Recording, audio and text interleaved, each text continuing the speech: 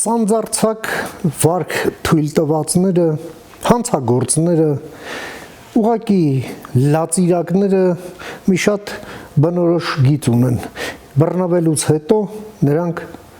իրենց հիվանդությունները եղած եւ չեղած սկսում են դրոշակի վերածել եւ թափ տալ։ Ոչ վաղ անցյալում մի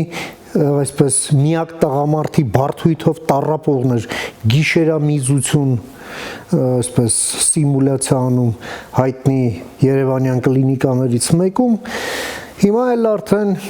վարչապետի վրա ձեռք բարձրացրած լածիրակները էլ հոգեկան շեղումներ, երեխաներ, երիտասարդներ ներողություն եթե նման բան կա տնեցիները պետք է ուրեմն բուժման համար ընդ որում այդ ամենը պետ պատվերով է քայլեր ձեռնարկեն այլ ոչ թե իրենց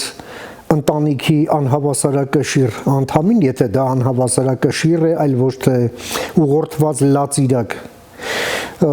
բուժման հարցեր լուծեն իսկ տեղի ունեցածից հետո ուրեմն այս ձեր բարոյական գնահատականները խփեք ձեր գլխին եկեղեցում մարդը մարդու վրա որ ձեռք է բարձրացնում դա վերջին ստահակն է որը կարելի է պատկերացնել եւ ուրեմն եկեք մեկ ընդմիշտ հասկանանք հետեւյալը եթե տեղի ունեցել դեպք թողեք իրավապահ մարմիններին